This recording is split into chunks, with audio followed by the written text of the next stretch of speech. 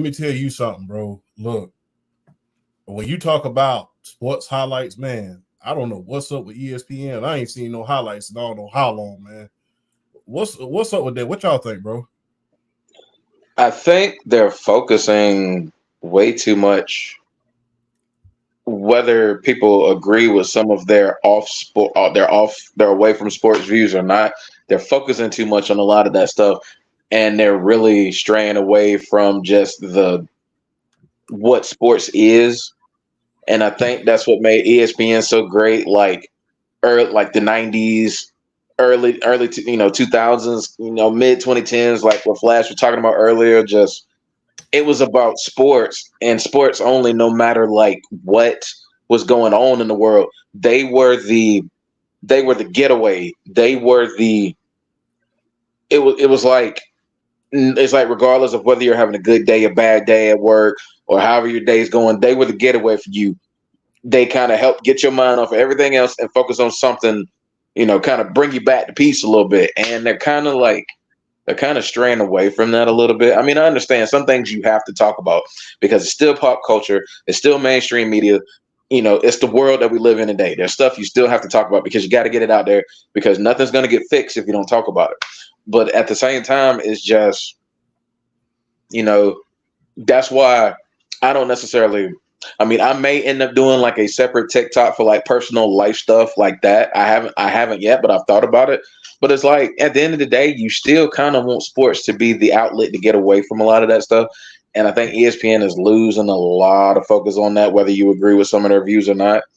And it really shouldn't matter really at the end of the day. It should be about, the sports and being able to get away and enjoy yourself and, enjoying the purity of it and what makes it great and why we go to it as a release so much. So and honestly, it is hitting them in rate. That's what's hitting them in ratings.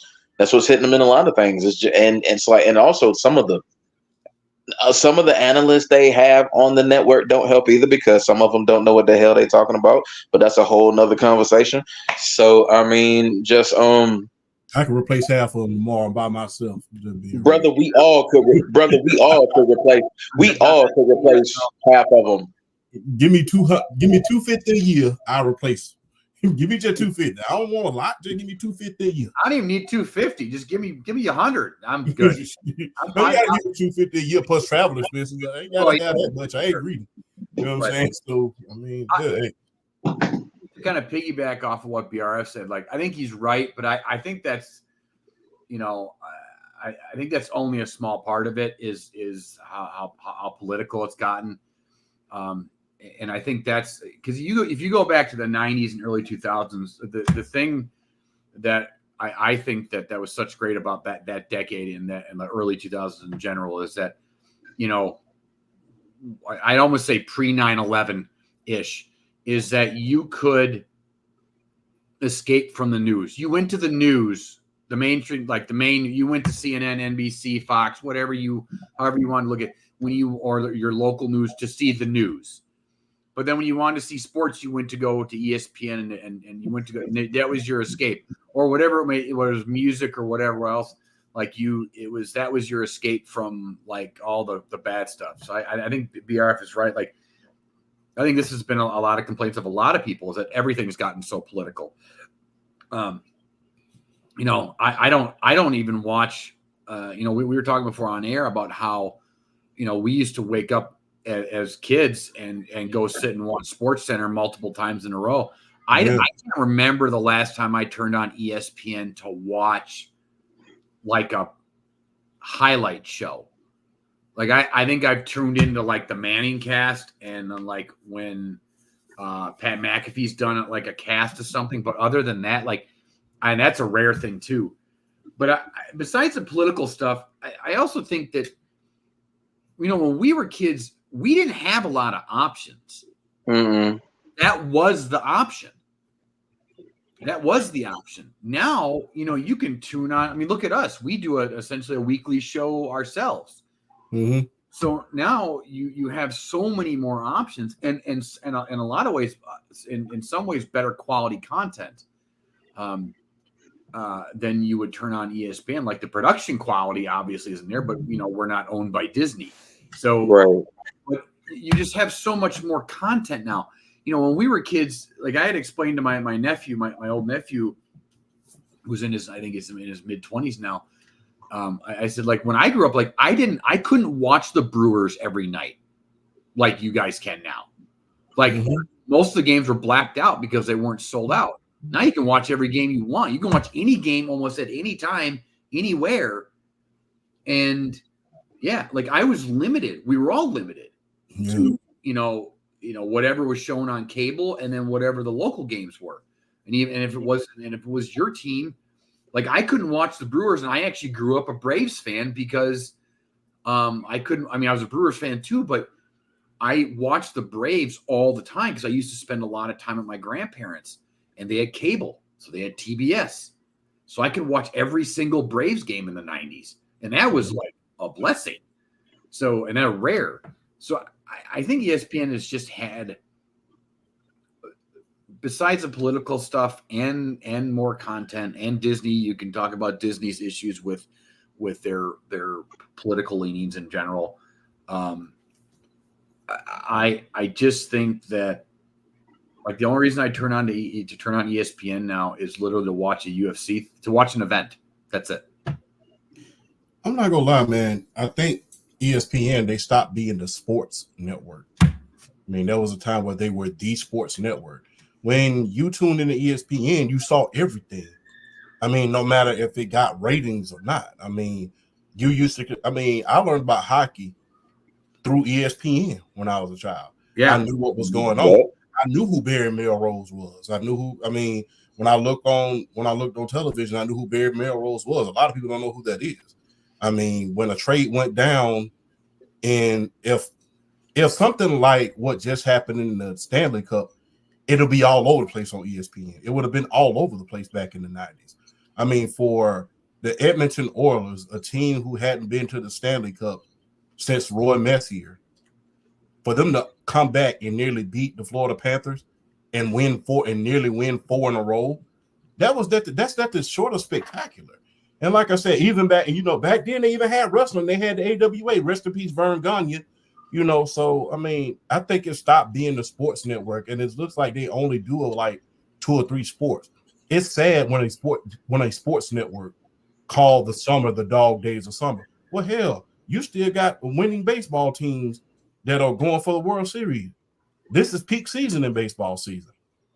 You just finished the Stanley Cup. Hell, you've been talking all of this about the WNBA. Cover it a little bit more. Right now on sports networks, there shouldn't be dog days in the summertime. We shouldn't be bringing up, all these, can Stephen A score a point against LeBron? Who cares?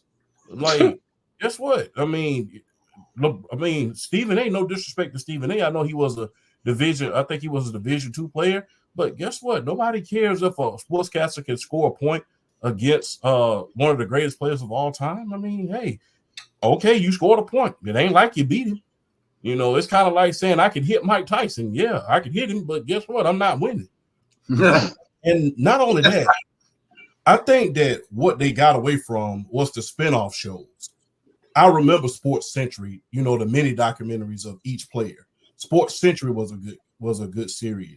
The top 5 reasons you can't blame, Stop the Shop, things like that. Those were all around great sports shows. So I think that once ESPN gets back to that, rather than the sensational part of it, because I don't really think they're in the sports business anymore.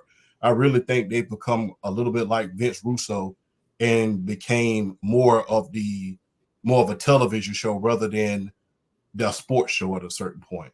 It's like, I'm going to go for the biggest story. I'm not going to say the biggest what's going on in sports, because arguably the biggest story this week, 2 of the biggest stories this week, they fumbled on it.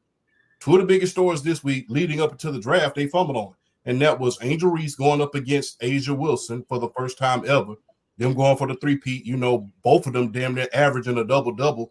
Angel Reese going for the rebounding title over Asia Wilson at this point. Not to mention, you had another story in the Florida Panthers versus the Edmonton Oilers, and the Edmonton Oilers had won 3 straight. So those were the 2 biggest. If you want to talk about sports, Those were the biggest two sports stories this week. And ESPN dropped the ball on it. Any other, if this would have been back in the 90s with Stuart Scott and those guys, Barry Melrose and those guys, they would have been right on that. They had a hockey hour on that show on ESPN. And I think that's where a lot of things is missing. It's a show business show now. It's not just a sports network like it once was. And that's what was missing. I can actually almost pinpoint the moment that ESPN, the downturn started. Do you remember the show Playmakers? Yes. Yeah, I like that. Yeah. Do you remember the reason why it was canceled? No, they never brought that up. It's because the NFL got their panties in a bunch about the show and forced ESPN to cancel it. Basically telling too many truths that they didn't want them to know about. About drug use. The truth was already told. My bad, Flash. I mean, no, you're fine. No, but it was, but that was to me the moment because that was peak ESPN at that point. Like they were on a roll still. Like they had Stuart Scott and everybody else and Kenny Mayne still and all those other shows, like you're saying, Stump the Schwab and everything. And then they came out with Playmakers and like, wow, they're going to put out good content like shows too. And then, Daddy stepped in and said, no, you can't do that because, they can say we'll pull their contract. And I think once money became a factor, like instead of putting out good content, that was the start of the downfall because, it's weird. You have shows now that instead of actually putting out good content, a lot of mainstream media don't understand the market that they're in now.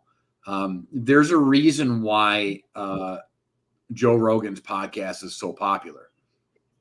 As much as we live in a very social media culture and Instagram, it's just constant flipping and how great TikTok is and how and their algorithm and flipping through videos.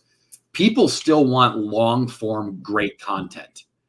And a lot of mainstream media outlets, sports and non-sports, are just basically going for views and clicks and clips instead of actually just putting out good content. It's the reason why when you turn on CNN or Fox and you have 9 guys on the channel and it's just a bunch of yelling and screaming, and it's just like going for that viral clip instead of actually just putting out good content.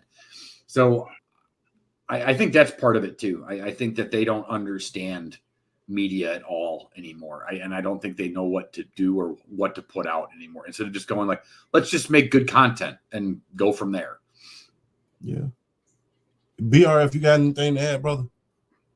I will say this. I just feel, I remember that Playmaker show, and I was glued to the TV screen. I thought that was an amazing show. Like for ESPN to even get the thought to be able to like really, a darker side of professional football. I mean, that was one of the most creative things ESPN could have done.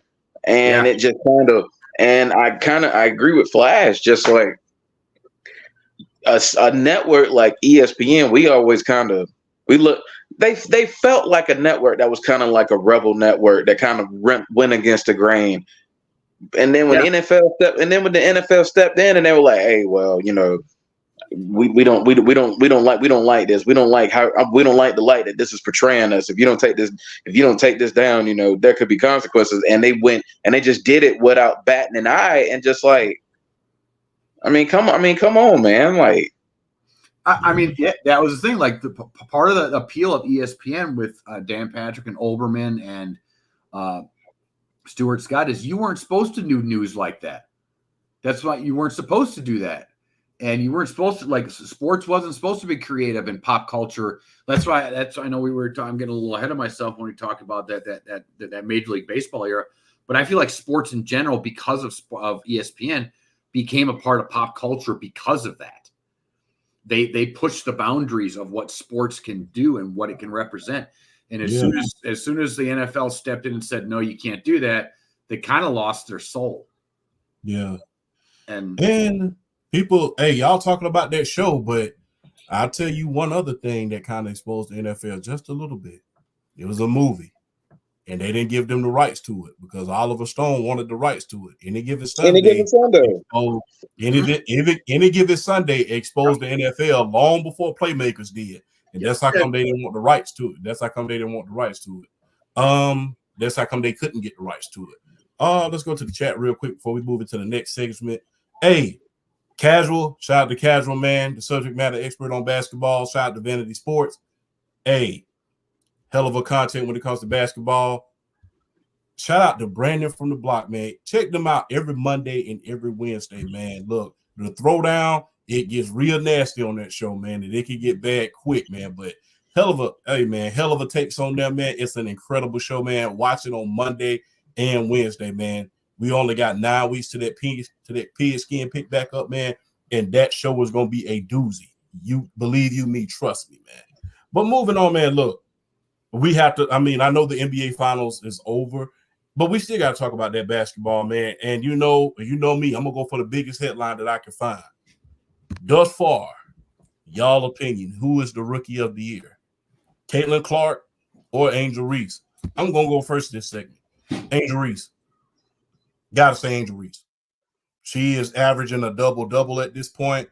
She is nearly leading every rookie in every statistical category at this point in time, except for points, which we all know that Caitlin Clark, her being the scorer that she is, she's leading rookies in scoring at this point. But I have to say this, man, for Angel Reese to be averaging a double-double every night and being right behind the most dominant player in the WNBA in Asia Wilson at this point in rebounds.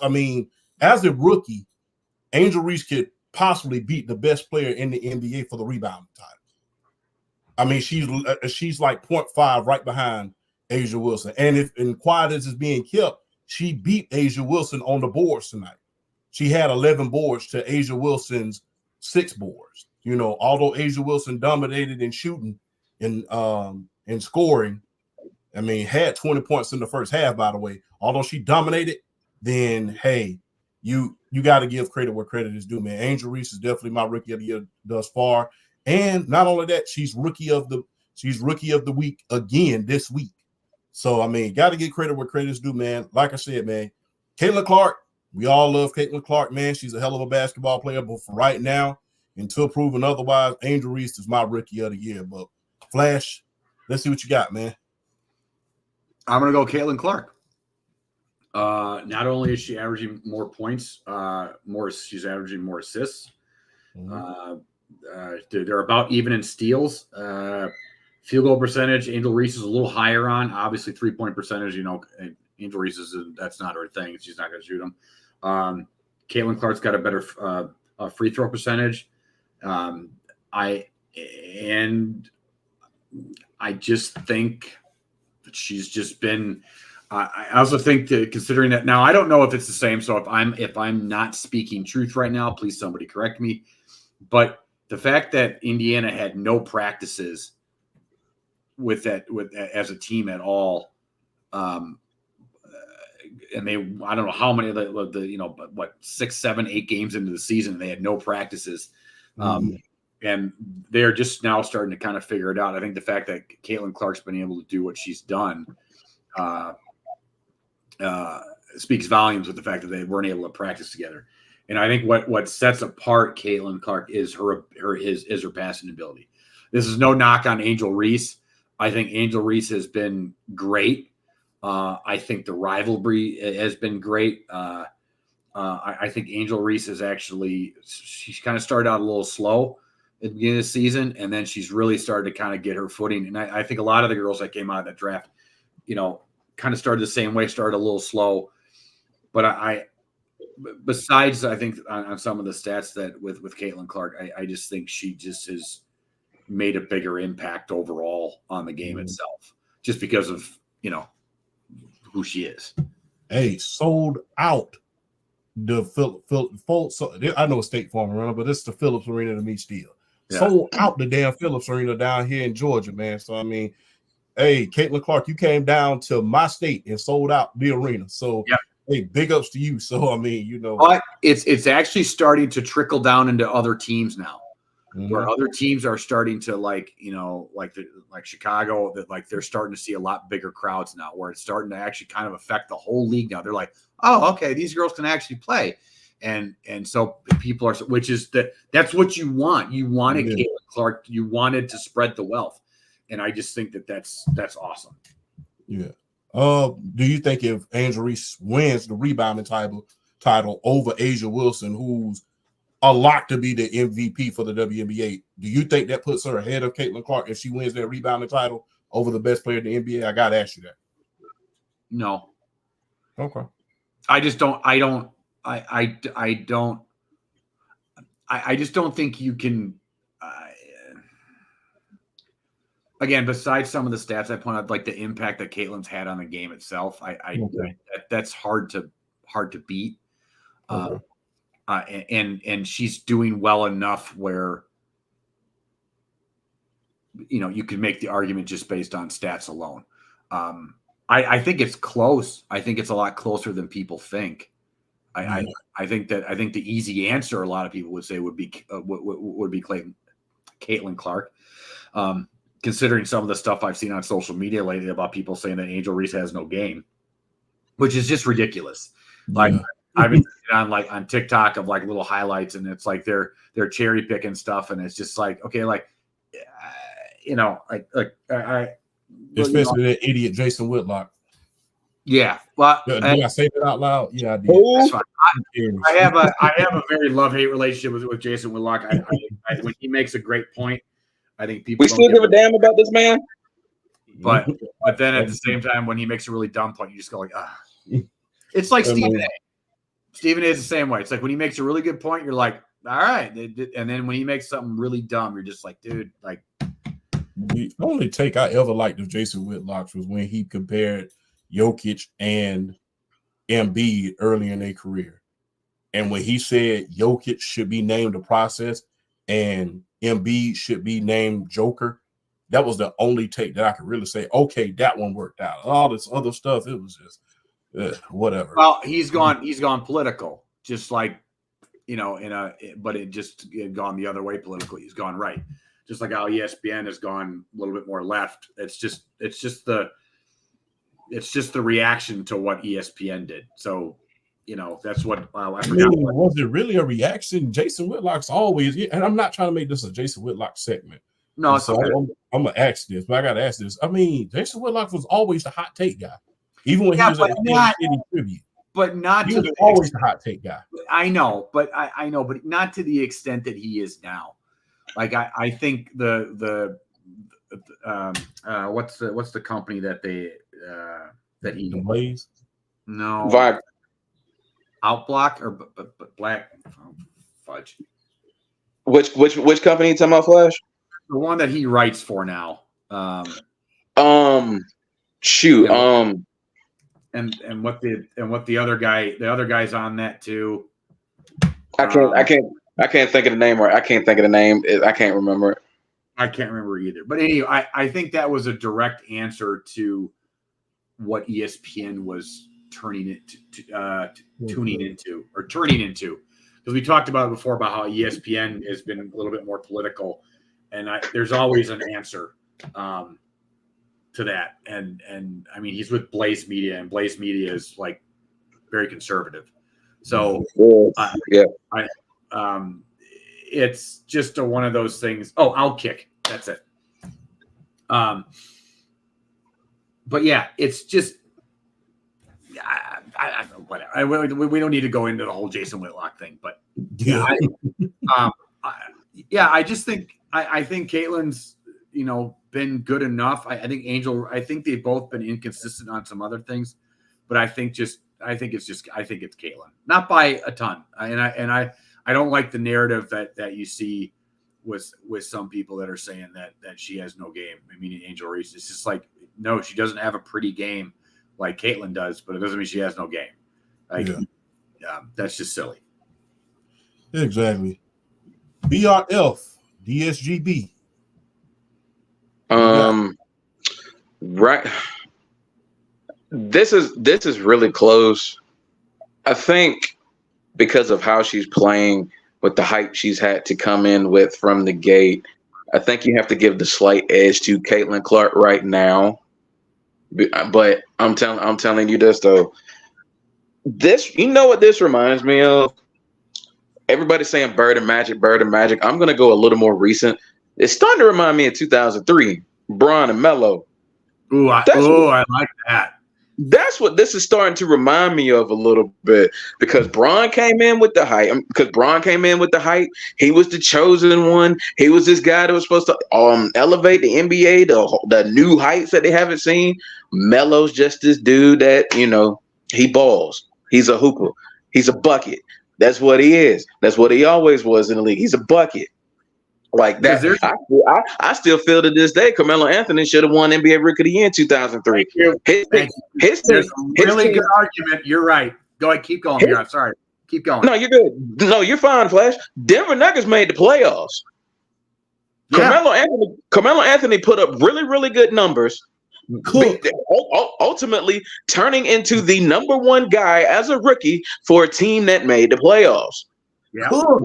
Braun won Rookie of the Year simply because he was like 26-6, basically living up to the hype that he came up with. And don't get me wrong, Cleveland barely missed the playoffs that year. He made Cleveland a very relevant franchise again. Don't get me wrong. But Melo should have won that. But that's a whole nother conversation. I think the reason why I say that is because Angel Reese can get this if the Chicago Sky, they have a better. I mean, they clearly have a better shot to making the playoffs than the Indiana Fever do. I mean, let's not get it twisted. But I mean, they make the playoffs, and on top of that, Angel Reese is going for this double consecutive record. If she gets this and just blows it out the water, putting up good numbers, and let's say Chicago can sneak in and get into the playoffs, I think you have to give it to her. Unless Caitlin Clark just goes absolutely bananas and becomes what everybody thinks she's going to become in 3 years sooner. I think Caitlin Clark can run away with the MVP. I'm with the Rookie of the Year. I think right now it is Caitlin by a slight edge, but I really feel like, I don't know. I feel like I'll say right now it's hers to lose, but I think it's Angels to win, depending on how she plays and what she does for Chicago, because I think Chicago has a better shot of getting to the playoffs than Indiana does. I think right now, though, you have to give a slight edge to Caitlin just simply because of the hype she came in with and the way she's starting to get her footing under her. And if Caitlin Clark is starting to get her feet underneath her, as far as the NBA, the WNBA is concerned, that points per game, those rebounds and those assists are going to look ridiculous by year's end. If she starts putting up the numbers she was putting up, she doesn't even have to put up what she was putting up in college. Like exact. If her average picks up, if she gets to like, I don't know, if she can get to like the 20 points a game range, and yet she's still averaging like 6 rebounds, 6, like, the 6 rebounds, 7, I think it's like 6 rebounds, 8 assists or something like that if you round it up. So, I mean, look, I'm enjoying the race just simply because I'm enjoying the race. This is how I feel about it is, okay, I'm gonna share this little quick viewpoint about the WNBA and as far as like popularity for the years, and then we can move forward. I always looked at it from the standpoint of like, this is what I'll say. People was like, okay, Caitlin Clark's going to be the one to come in and finally push the WNBA to the heights, to the mainstream global marketing heights that they want to be. She's going to be the one. And I thought about it, and I'm like, y'all, let me get this straight. And then it's like she's going to do it by herself. It's going to be simply her. And I'm thinking about it, and I'm just like, so let me get this straight. Diana Taurasi coming in from UConn, as highly touted a player she was, as decorated as a player she was, Diana Taurasi couldn't come into the WNBA and elevate the ratings. A player like Elena Delle Donne could not elevate the ratings. Sabrina Ionescu, as good a player as she was in college, could not elevate the ratings. So y'all gonna tell me y'all really want me to think that y'all gonna kill all of a sudden because of Caitlin Clark when you've had great players before who came out of college and was like really supposed to be like this new marketing tool to take the WNBA to heights? Y'all really think Caitlin Clark gonna do that by herself without Angel Reese? Y'all really telling me this? The reason why I feel like this is gonna elevate it is because Caitlin Clark has a villain that none of the other players had. A player that can count out as far as the rivalry with her and with Angel and Caitlin. It's not going to be just Caitlin because she has a rivalry that y'all care about. And Angel Reese is going to help elevate this from the rivalry standpoint just as much as Caitlin is. But that's another conversation. But I just feel like I'm going to enjoy this for the rest of the season, just seeing how it goes. But I do think right now is Caitlin's to lose. I do. I think it's Caitlin's to lose right now. Hey, man, go ahead. So I just want to point out two things. Right now, Indiana has a better record by 1 game. Mm-hmm. Okay. And in their last 10, Indiana's 6-4 compared to Chicago, and they're 3-7. Okay. So and to your point about the villain thing, I think Caitlin Clark's ascension into the WNBA would have been similar to what it was, but I don't think you get the hook without the rivalry, without the villain. So yeah. I think the popularity carries over a little bit, but I think it peters out. Yeah. I think Caitlin Clark comes in. I think her first couple games, and then the narrative is, oh, she's struggling. Oh, she's doing great. Oh, she's struggling. But when you add the added storyline of the villain, that's a whole. Look, as a New England Patriots fan, I know what it's all about, being the villain, and everybody tunes in to see the villain get their butt whooped. So because it's like Caitlin Clark. It's like Caitlin Clark. Caitlin Clark is the match. You know what I'm saying? You like the match. Caitlin Clark's the match. You need the gas to spread. You need the gas to spread the fire. That's where Angel Reese comes in. I mean, that's just how I feel. That's just how I feel about it. That's what I say. It's like all these great players that have come into the NBA that had a shot to really elevate the ratings and the popularity of the sport, and they never did it. So people ain't gonna sit here and tell me with a straight face Caitlin Clark would have single-handedly done that. Ain't no way. Because I mean, ultimately, you mean her popularity she might still be popular, she might be a fan favorite, but ultimately it's just going to turn into fans as far as they're caring about the WNBA. Eventually I feel like it would happen again. Now you got that extra spark in Angel Reese. So I just feel like there's more with this, right? I feel like there's more of a ceiling as far as the marketing of the WNBA with the Caitlin Clark Angel Reese rivalry than just with Caitlin Clark herself. Yeah, I agree. Hey man, look, we all love Batman, but we all love the Joker. We all love Luke Skywalker, but we all love Darth Vader. We all love Spider-Man, but we all love the Green Goblin. And man, I'm gonna tell you something. Villain or no villain, man. Hey, both of these players can flat out ball. And not only that, man, for them to be in the basketball and the sports markets that they are in at this point, it's crazy because Chicago is a huge sports market. And if you know Indiana like I know it, that's a basketball market like no other. So I cannot, this is a rookie of the year race that has been piggyback on BRF, has been the most exciting since Melo versus Braun. But I cannot wait to see when these two special players, when they start vying for them for those conference titles, and see who going to the finals at a certain point. That's when it's going to get real interesting. But that's where it's going to get fun. That's when it's going to get real fun, and that's when all the knives and everything finna start coming out. I mean, I can see it in my head right now. I hope they make the playoffs this year. I hope they both make it too. Yep. Yeah, I hope they both make the playoffs. But like I said, I can't wait to see them face off against each other in a very, very important playoff game. But they come all the way down to like a game 7. That's what I'm most excited to see. Yeah. Hey, and quite frankly, I can't wait to see them. They played against each other a lot. I cannot wait to July 20th where they play together against the Olympic team. So that's one thing that I cannot wait to see. We all love our rivals to be against each other. But you know what? When Magic and Bird played together, they blew out a team by 30 points in the Olympics. So no, that's a fact. I know it is. I'm laughing. So, they played against each other. They beat the hell out of each other for years and years. But you put them together. This is before the Dream Team. Yeah, this was before the Dream Team. This was back in 1978 when they played on the USA team. When they played together on that USA team, when they was together on that court, they were unstoppable. They was beating teams by 30 points. I mean, they said together. About it. Yeah, they said together they was beating teams by 30 points, and then when you took them off the floor, they let the team catch up just a little bit, and then they kept on. Then they put them both back in. They blew them off the floor. So because the way Magic and Bird's games contrasted against each other, when you put them side by side, they meshed perfectly.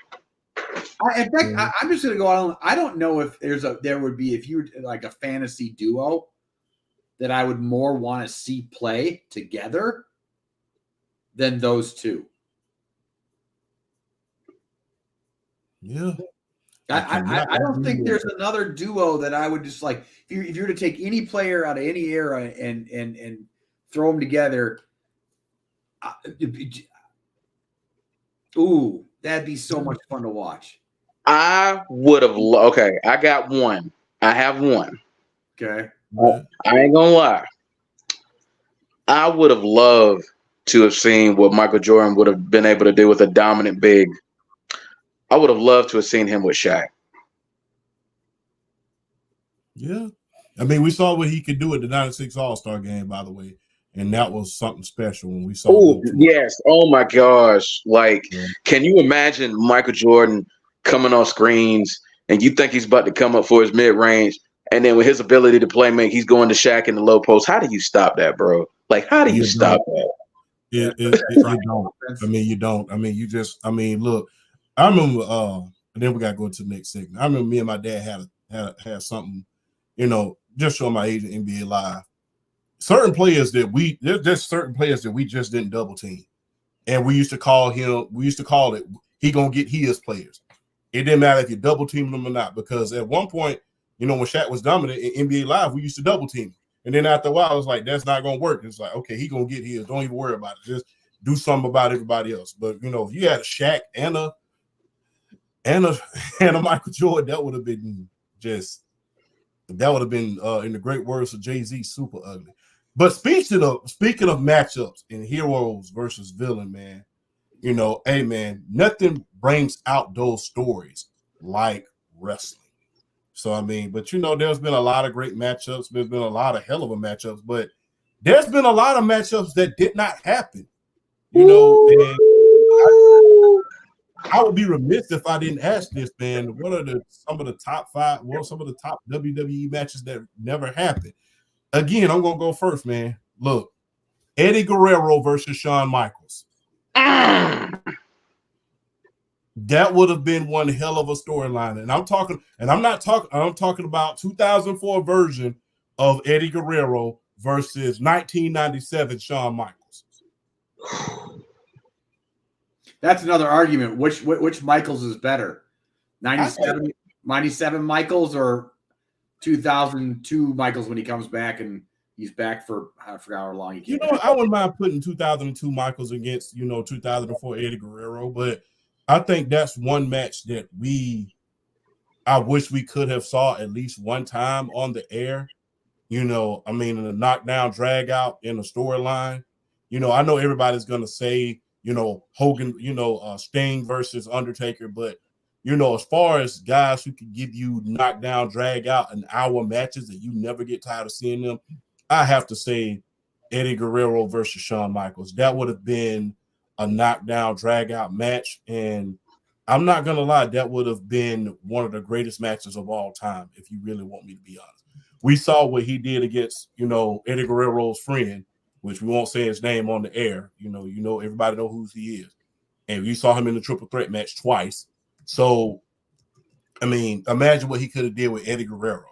So I think that Eddie Guerrero and Shawn Michaels, that people will say that's a WrestleMania match, but I would have put that at Survivor Series, I would have put that at Survivor Series, and I would have loved to have seen how that would went. But my dream match that never happened has to be Eddie Guerrero versus Shawn Michaels, man. I think that would have been special. Flash, what you got, man? I'm gonna stick with Michaels because one, he's my boy and my favorite wrestler of all time. But we never got Shawn Michaels versus AJ Styles. Yeah. I mean, like peak AJ Styles versus peak Shawn Michaels, which again, you could 97 Michaels is a different animal. Like it's a real. Taker says it best himself. Michaels could have a 5-star match with a wet mop, and Michaels was but man, just peak Michaels versus peak AJ Styles would just be something. Like let him go in an Iron Man match or something for an hour, and just let him go. And I would love that. That would be my probably favorite. On a side thing, we did get to see it, but I want to say I think we were robbed. We did see this match, but I was actually just discussing this with a couple of friends of mine.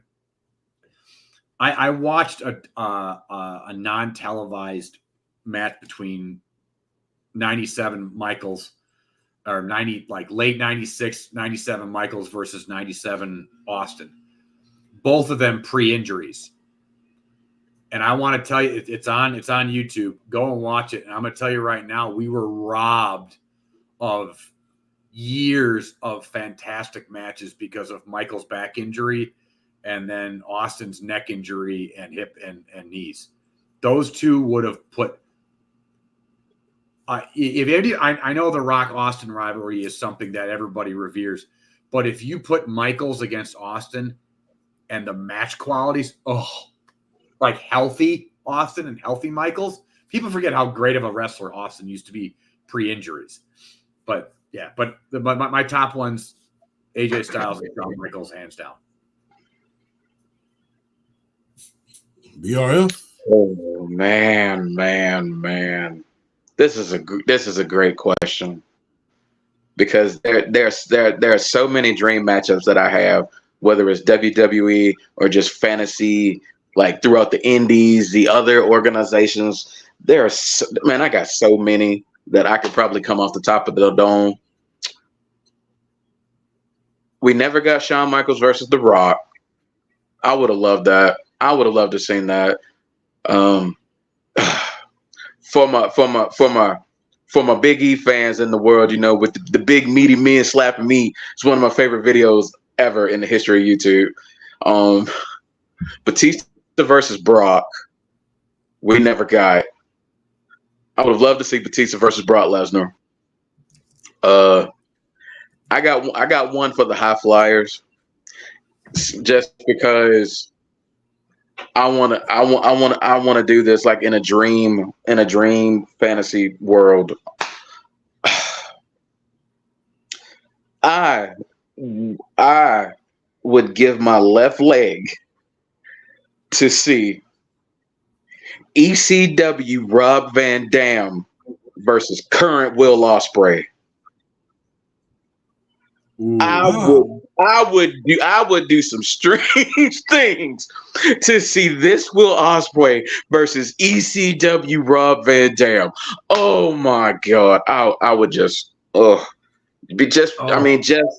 just feel like the way their styles, I just feel like would just work so well with each other.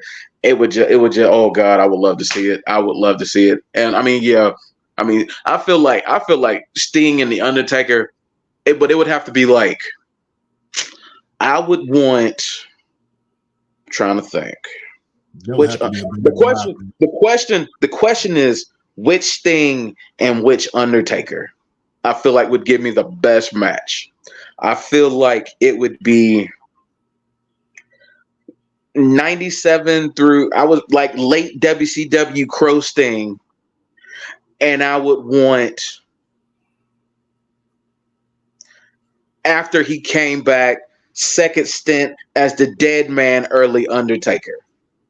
Yes. Like that's the Sting. That's the Sting Undertaker match that I would want. Like both of them in their primes where they could get a 4-star match out of, like, they could wrestle the wall and they could probably get a 4-star match out of them. So, but my number one dream fantasy booking matchup is ECW RVD versus current Will Ospreay. Boy, I would do some things for that match. I would love to see that.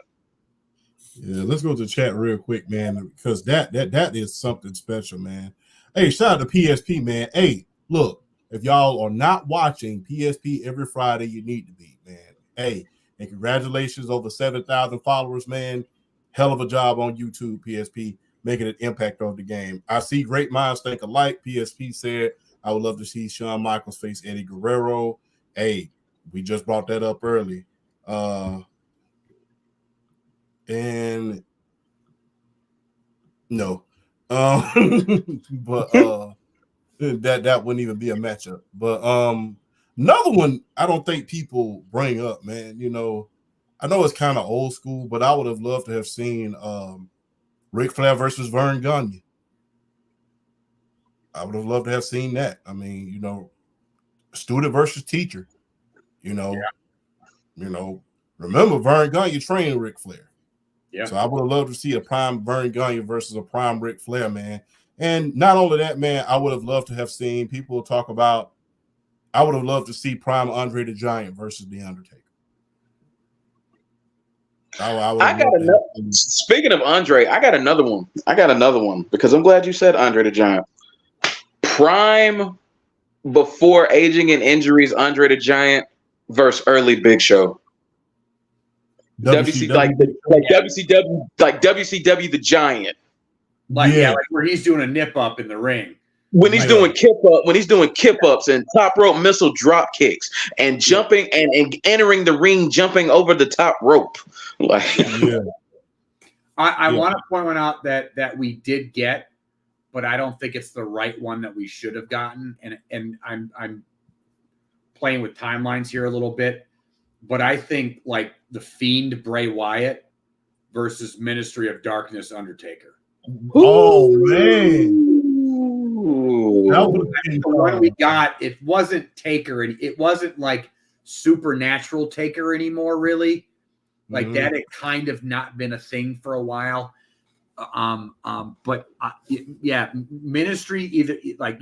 Ministry of Darkness Undertaker, because he was just starting to get into that vibe of where he could have quality. Where he was starting to have real good quality matches with like Bret Hart and Shawn Michaels, like just starting to, like with the really good workers.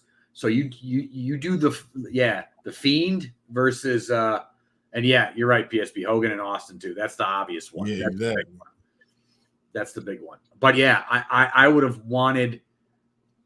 It breaks my heart. So my daughter is a huge wrestling fan. I know you guys know that, especially Champ. So we're actually going to SummerSlam in August again. Nice. But I just showed her. So she experienced the Undertaker for the first time at this past WrestleMania when he came in and helped Cody and took out The Rock. And so I was talking to her about how awesome the Undertaker is. It's something you had to experience in person at least once, that entrance. And then I just showed her. So we watched Monday Night Raw and with Uncle Howdy and the Wyatt Six. And she's like mildly scared, but intrigued at the same time. You know, that 6-year-old mind, like, wait a minute. Wait, this is kind of cool, but I'm scared. And then I showed her all of Bray Wyatt's Firefly Funhouses, and she's like obsessed now. And it breaks my heart that he passed away and that we don't get to experience good booking with him. Yeah. Before we move to the next segment, I got one more. Yeah. And I feel like, and we were about to get it, and I just hated everything transpired with him with his health wise before he passed away. But remember, after the Elimination Chamber. Was it after Elimination Chamber or Royal Rumble? I can't remember which one it was. But he came out and basically said Brock Lesnar or Bobby Lashley, talking about Bray, I want the winner. And even though Lashley won, and they were starting it up with Lashley, I wanted Bray Wyatt versus Brock Lesnar so bad.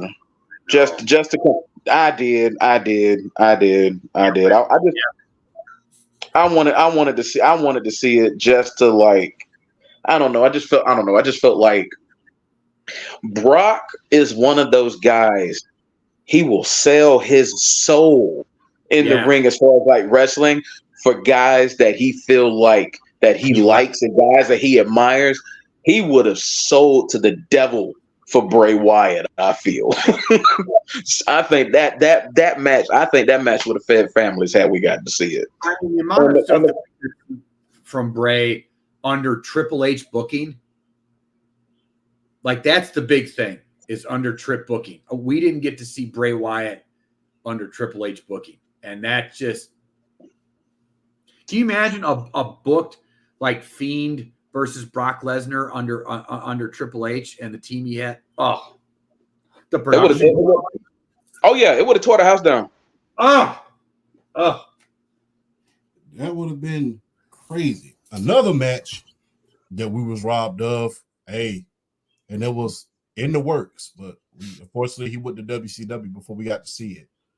Macho Man versus Shawn Michaels. He wanted to have that rivalry for at least 1 to 2 years, and then they was going to have a loser leave town match, and he was going to end up losing. But, unfortunately, they didn't do that. And I really think they did a disservice to Shawn Michaels as well. I think that would have gotten him over sooner. Yeah. I think they would have gotten him over a hell of a lot sooner. You're right. You face the Macho Man and you're beating him and you're having these knockdown, drag out, that rivalry. I think that would have gotten him to a status even quicker. Now, Shawn Michaels was a hell of a star. It came out. It turned out the way it was supposed to. But I think that would have elevated him a lot. That would have, boom, that would have sent him off into the stratosphere. Dude, can you imagine WrestleMania 10 and instead of it being Razor and Michaels in at the first ever not first ever ladder match, but like the first ever like huge ladder match, him and Macho Man in a ladder match? Yeah. Oh. Hey, that would have been nasty. But I'll have to say this, man. Look, wrestling, hey, man, it's just like, it's sports. Wrestling is a sports that it gets your juices going when it comes to fantasies, man. So, hey, man, big ups to the WWE and all the wrestling promotions, man, especially New Japan Pro Wrestling. Big ups to all of them because, hey, man, got to give credit where credit is due. But we was talking about legends earlier, and unfortunately, we lost one last week in the great Willie Mays. So, one thing I will say, man, Willie Mays had a hell of an impact on the game of baseball, man. I will say this, man. Especially, I'm kind of envious of New York to this day, because they had arguably one of the best eras of baseball in the 50s. When you think about, they had Duke Snider, they had Willie Mays, and they had Jackie Robinson. All of those guys were in New York playing great baseball, winning championship after championship after championship. And all three of those teams are legendary when you think about the New York Yankees, who, regardless of my feeling towards the Yankees, you got to get credit where credit is due. When you think about the New York Giants, the baseball team, and when you think about the Boys of the Fall, with Jackie Robinson and that team there. So when you think about Duke Snider, and when you think about Duke Snider, when you think about Jackie Robinson, when you think about Willie Mays, that was arguably one of the greatest eras in baseball at this point. I know I'm getting ahead of myself when we talk about golden eras, but it had to be good to be a New Yorker back then. It had to be good to be a New Yorker back then. It had to be a badge of honor, regardless of what was happening socially. It had to be a badge of honor to be a New Yorker back in those days, because those were some of the greatest players you ever want to see, and trailblazers, if you want me to be honest about it. So to the great, not to mention, man, Willie Mays, 24 All-Star games, 24. we will never see that again. No. I mean, some guys get lucky and you get 10. But for you to did 12 gold gloves on top of that, you know, I mean, for him to have the impact of the game, not to mention his impact, I will say, everywhere else. You know, remember there's footage of him playing baseball, playing stickball in Harlem with a lot of the young men that were up there. You know, so, you know, representation matters. So, you know, you seeing Willie Mays, Jackie Robinson, guys like that who trailblazed the sport. So me and you can be able to talk about sports like we are. And like I said, don't take anything from Duke Schneider either, because he was no joke. You know, people want to talk about one of the great Yankees of the time. Duke Schneider, no joke. So, you know, when you think about all those three players, I mean, Willie Mays is at the top of the list. But, you know, like I said, it had to be great to be a New Yorker back then. But as far as Willie Mays is, man, hey, look, we thank you for everything, Mr. Mays, that you've done. I mean, thank you for blazing the trail, because I wouldn't be here talking sports without you. Neither would BRF, neither would Flash. A lot of guys wouldn't be able to talk sports like we are. So, Mr. Mays, we thank you, and thank you for blazing the trail. And that's all I have. BRF, man, you got anything? I mean, just watching so many clips of Willie Mays and seeing how, you know, ahead of his time as far as like how graceful he was in the outfield, but yet still being able to be as dangerous as he was at the plate. I mean, you can make a case he's arguably the greatest two-way player in the history of the sport. Mm-hmm. I mean, you can make a case with what he brought with his glove, what he brought with his bat, being able to hit 660 homers, and just like, you know, one of the greatest catches in the history of baseball with that over the shoulder catch in the World Series. I mean, come on, man. I mean, Willie Mays just it's like you can't talk about, like, you see all of the great defenders in the outfield that you've seen since him, whether it's Griffey or Andrew or Torrey Hunter or guys like that. I mean, as far as the center fielders go, everybody, like Willie Mays was, and in my opinion, to a certain point defensively, you can still say is the measuring stick for defensive center fielders. And it's just like watching, you know, listening to like interviews and over the years and these players, how they idolize this man, how they, you know, kind of modeled their game in a way after him. It's just like you can't measure it's really hard to measure the impact of the game and with Willie Mays and everything he did, and just, you know, and you know, godfather to Barry Bonds. I mean, like, just what he means to the sport, not just from playing, but like from a cultural standpoint. I mean, he's an icon of the sport. He will forever be an icon of the sport. And, you know, when the news came out and I heard that he had passed, it was like, man, like, you know, one of the living legends of the game. And just, you know, prayers and condolences to his family. I mean, to his family, y'all get ready though, because I appreciate the fact that he was able to get his flowers before his passing. So his family, y'all better get ready, because y'all are about to be showered so much love, so much admiration for what that man gave to us. Just, you know, just thank you, you know, prayers and condolences to his family. I mean, how can you not thank Willie Mays enough for everything he's done for the game of baseball? I don't think you can put into words how much we appreciate everything that he's done. So definitely RIP to, easily, in my opinion, I don't know, easily top 10 player, might be ranked higher ever. Just shout out to that man. Just prayers and condolences to his family. RIP to Willie Mays. You will be missed, good sir, and we thank you for everything that you blessed up with, whether it's highlights or interviews or just your knowledge of the game that we've heard through so many speeches and everything like that. Just prayers and condolences to his family.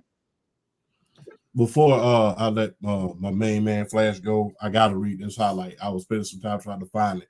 Willie Mays is the only player in Major League Baseball history with .300 batting average, 300 stolen bases, 300 plus home runs, and 3,000 hits. That is a stat line like no other. So, I mean, when you talk about stats, there's some, in the great words of Coach Carter, there's some stats for your ass. So, on that note, I will let Flash go ahead, man. Hit us with that knowledge that you got. I don't think, besides his on the field stuff, I this is how I would kind of put it. Jackie Robinson was the wrecking ball to the barrier, and Willie Mays was the bridge. I think with all the stuff that Jackie Robinson went through when he first started playing, all the racism and hatred that he went through, paved the way for Willie Mays to be the bridge that gapped everything, that brought everything together. That impact, I don't think you can even put it. I can't put into words that impact. I didn't live through that era, so I can't really completely. It's just how I look at it from someone that didn't grow up in that era. Just the articles that I've read and the history that has been told. He brought together fans of all races just because of how great he was and how well spoken he was, I mean, he was awesome. As for on the field stuff, I said it the week he passed on a show brief. I said, in my opinion, he's top 5. You could even make an argument that he's the GOAT. You could make that argument. I don't think it's that far-fetched. His impact on baseball, not just on a social level, but then on the field, you could argue he's one of the best, if not the best, two-way player in the game in the game's history. So I'm trying to compare him to somebody NFL-wise that people looked up to, and the name, and maybe it's a bad comparison, but the name that keeps coming to mind is Jim Brown. Just how people revered him, even after he retired. Not only like media personalities, but players. Whether they played with him or right after him or like generations after. He had a very Jim Brown aura about him. When he walked into a room, it was his room. So that's something that it can't be replaced. And again, condolences not only to his family, but I think this, the sports world in general, because I think we lost, a very important voice in that aspect, in all aspects. Okay. All right. This is why I throw my curveball, because I'm not gonna let us have a smooth sailing show. I'm never gonna do that. So start, bitch, cut. Willie Mays, Hank Aaron, Barry Bonds. Who you starting? Who you benching? Who you cutting? All right, you be. Oh my, hey, champ! Why you doing it, champ? Why you doing it, champ? What you mean? Yeah, doing, champ. I'll go first.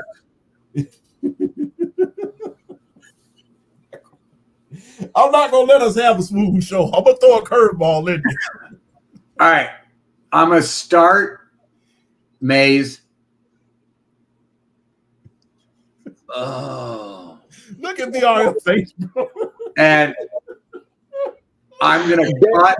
There's a reason. There's a reason to the face when we go to the next segment. There's a reason for the damn face, champ. But go ahead, Flash. I'm gonna cut Hank Aaron and bench Barry Bonds. I want to give to Hank Aaron, as much as I don't care about the steroid era. Like, I don't care that guys took steroids anymore like I used to. I still think that's a knock against him. So I wanted to cut Barry Bonds, but Bonds was a Hall of Fame player even before he started putting a needle in his butt. So Thanks. So and Hank Aaron, as great as he was, he's not, in my opinion, as an all-around baseball player, is nowhere near Bonds or Mays. I don't know about that one, because when you look at Hank Aaron's stats, I don't know about that one. You throw in the defense too?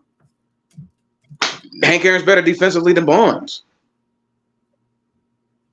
Oh, I don't know. Dude, how many gold gloves did Bonds win? He didn't win that. He didn't. I can't remember. I have to look it up. But I don't know how many he was it, because I know all of his was like early, like between Pitt and early San Fran. I'm looking it up right now. I'm checking the stats right now. So while we at it, because I gotta look this up. He's an like I said, y'all baseball. Okay, Bonds is 8 gold gloves. What was Hank? I'm looking up Hank right now. Hammer and Hank. Maybe I'm wrong about that. I don't know. He only had 3 gold gloves. He had 3. Okay. Everybody forgets how great Bonds was in the field, because everybody just concentrates on the home runs and the steroids. He was when pre-Giants and pre-steroids, there was an argument on who was a better defensive player, him or Griffey in the outfield. That's how good Bonds was. But he was that great. He was that good. He was. You're right. But you going. Gosh.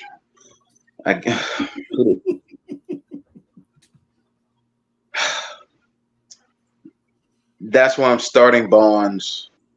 That right there is why I'm starting Bonds. I'm starting Bonds. I'm going to start Bonds for the defense. I'm going to bench Mays. I'm going to cut Aaron.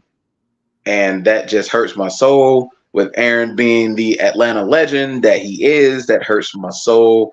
But if you're doing this from an all-around standpoint, even though Mays didn't put up even though Mays put up great offensive numbers, they weren't like Hank. But yes, it's the defense for me. So yeah, I'm starting Bonds, I'm benching Mays, and I'm cutting Aaron. I hate you so much, champ. Hey, I didn't feel good about cutting Hank Aaron either. Like I'm from I felt sick. Like I almost went light skinned for like a good 5 seconds. I felt so sick. Like that was bad. I'm not gonna let us have a good show every time. Every time he goes, I'm gonna throw a curveball in there. So I mean, speaking of baseball, man, y'all are the baseball savants. Y'all know a hell of a lot more about baseball than I do, man. So I gotta ask y'all, man. And I need y'all to give me y'all honest opinion about it, because when it comes to baseball, I only know certain eras. I'm just being real. I know the Big Red Machine era. I know more so teams, and I'm not gonna lie, when it comes to baseball, I'm biased as hell. I still say that the 1995 Braves are the greatest team of all time. That's me, but like I said, I'm biased as hell. So my team 95 Braves, greatest baseball team of all time. But I have to ask y'all this, man. Who is which era is the real golden era of baseball, man? Y'all humble opinion, man. Anybody, whoever want to go first, can go first. Flash, I'm gonna let you take the floor first.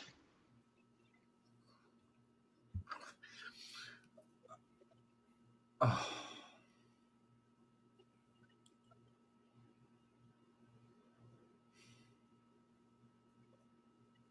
I might get killed for this. Oh gosh. But I'm gonna say it's the 20s and 30s. Okay. I think you had the Yankees and Ruth and Gehrig and that whole era, and there was still a purity left in the game. It was pure baseball. It was still like hands down America's pastime. You got to remember that's pre the three big things in sports at the time were baseball, heavyweight boxing, and actually pro wrestling to a certain extent back then. But I would say that's the golden era because of the purity of it. There's just so many legends from there, and we've gotten so. I mean, we're 100 years from that now. And I mean, there's a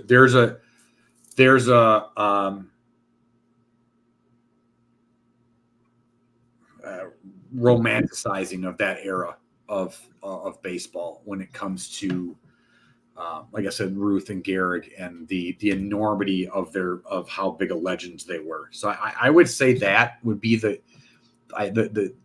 golden era, basically, because it was so pure at the time, and there's because as the years go on, it gets a little bit more, with with Jackie Robinson coming in, it gets a little bit more politically, socially political. And then you had a lot of the, then you got the 70s with Pete Rose and gambling and, on and on and on. So I'd say that like the 20s and 30s and maybe like just early 1900s to like the 30s. Quick question. I have to ask you this question. Everybody's talking about how Pete Rose deserves to be in the Hall of Fame. All right. Do y'all think Shoeless Joe need to be in there too?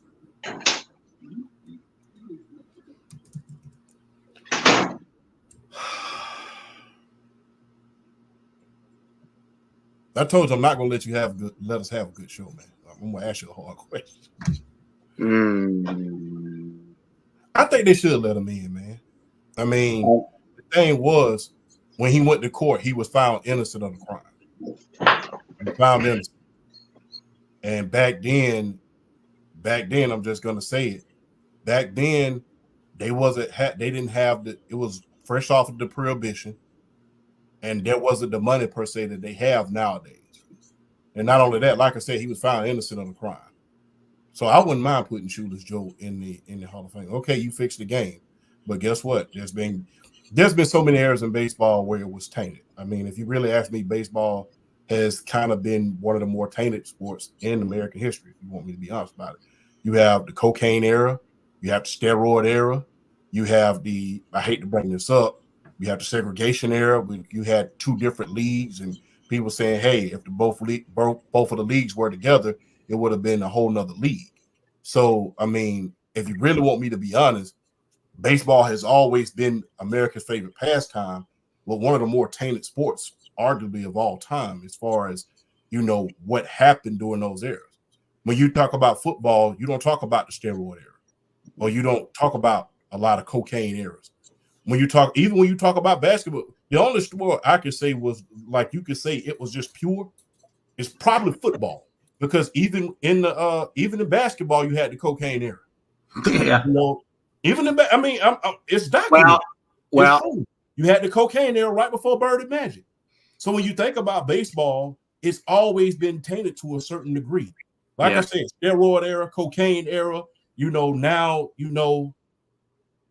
ratings are kind of down at a certain point. It's a lot of NBA games are outdoing them, but yeah, I mean, it's always been tainted to a certain extent. So I mean, guess what? You can't write the history of baseball without Shoeless Joe Jackson. You can't write it without him. He has the highest hitting percentage ever. You can't write the history without him. Just like you can't write the history of it without Mark McGwire and Sammy Sosa. They literally saved baseball. It's hard. I would put Joe Jackson in the Hall of Fame.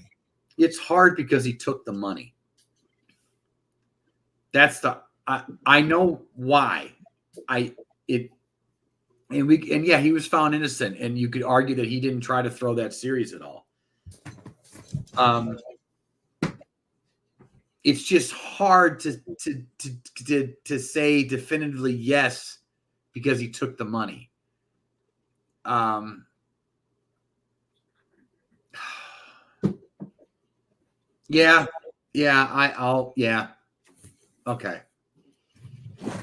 Yeah, I think he deserves to be in. And to your point, it's why how baseball's always been kind of tainted by something. Even the era that I pointed out, you're right. They were segregated. They call it the segregation era. Yeah, it's even though it is the golden age of baseball in an aspect. If you look at it just on a pure baseball level, but yeah, you're right. There was always, but it's hard. Baseball's always had something, but I want to point out the NFL. Cocaine was rampant in the NFL in the 80s. I mean, just like everywhere else. Like, you had Lawrence Taylor, probably. That's what I was about to say. I don't think it was so much rampant as the face of the league being, as everybody looking at the face of the league is that. I don't think it was like as when you have the face of the league, your NFL MVP, and you know he's on that nose candy real bad, and he's been suspended on it, and it's crazy, and it's documented. I'm not making it. I know you are. It's funny, but I just want that nose candy on air. But I think, I mean, let's be honest. You know, Lawrence Taylor was going, all right, let's go break Joe Theismann's leg now. Come on, let's go. Like, I think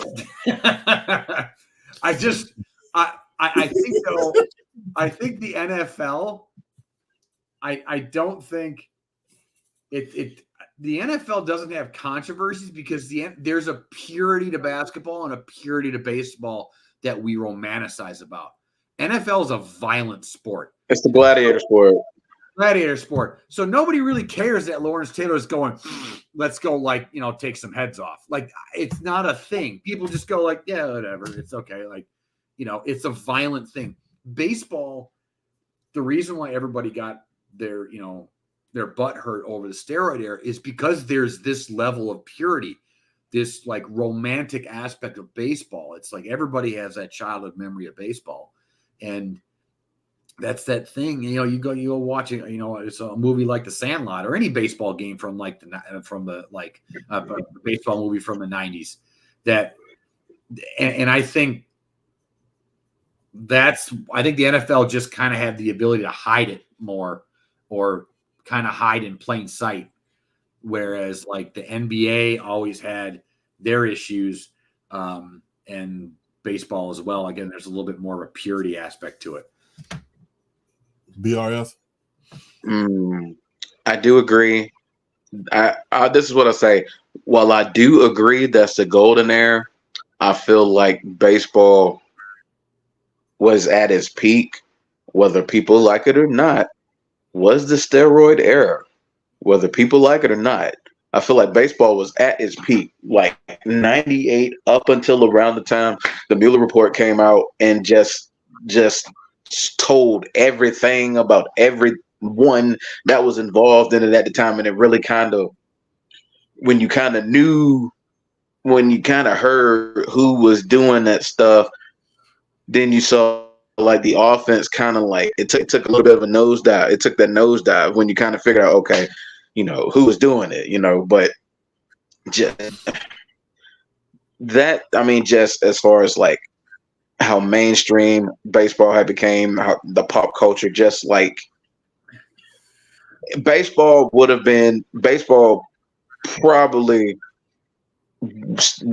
the most popular sport if the NFL didn't just decide to even remotely just continue to keep being on the up and up around that same time frame. So I mean, just the home run race in 98, the Bonds in 2001, Red Sox and Yankees in 2003, in 2004 in the American League Championship Series.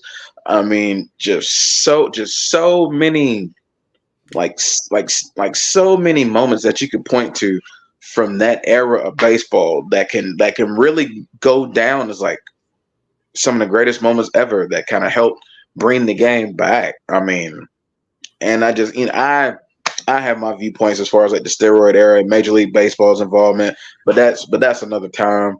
But I feel like at that time baseball for me growing up, even though baseball for me is still a fun sport to watch and I still keep track of it, I don't think I had more fun watching baseball during that time frame. That was just, like I said, it wasn't just the offense for me. It was like, the great games that happened, like whether, the extra inning games or like the walk-offs or like just the record-breaking moments, just so many things that just kind of happened back to back to back to back. So I think people like whether people want to hear it or not, I feel like the steroid era was for me is really the era that really kind of like, here's baseball for you. Enjoy it. Enjoy this, because as far as like storytelling and making moments, I still don't think there's another sport like it. No, I don't think to me, there's nothing that compares to a Game 7 in a World Series. Mm-mm. Like I don't get me wrong, and I love the NBA for what it is. I love NBA basketball, but and a Game 7 in an NBA Finals is, and I've sat and watched. I've been blessed to watch a couple of them that were been amazing, especially like Spurs and Heat. But a Game 7 in a Major League Baseball game is, oof, it's just so. So one of my biggest childhood memories, like one of my favorite and you guys being from Atlanta, so one of my biggest childhood memories is the 1991 ALCS between the Pittsburgh Pirates and Atlanta Braves, and Sid Bream chugging around third base, just on that as that slow dude. Chugging around first base and just getting there just before the tag to send the Braves to the World Series. It's one of my fondest sports memories in general. I still watch that. I watch that and get goosebumps. It's one of I have a couple moments like that. But yeah, I think that 90s era in general, I mean, you saw, I'm sorry, it was a 92 NLCS, not the 91. Yeah, it's just one of those. Yeah, the 90s is, you're right, BRF. Like the whole 90s and then into the steroid era was just something else. Yeah, yeah. I mean, it was. I mean, yeah, it was crazy. Like, shoot, that, and me being a Braves fan, and all the moments I've been blessed enough to experience with that team. I mean, the fact that honestly, I'm gonna be honest with you. As great as that moment was, that's not even my favorite moment in Braves history anymore. As great as that moment is, it's not even my favorite ever anymore. And that used to be like right there with Francisco Cabrera, that hit, the David Justice homer in '95 in Game 6, where he basically after he called out the fans saying, y'all need to show up and get loud.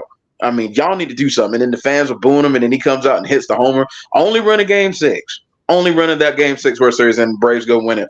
So yeah, like just, I mean, and that's all Tom Glavine needed.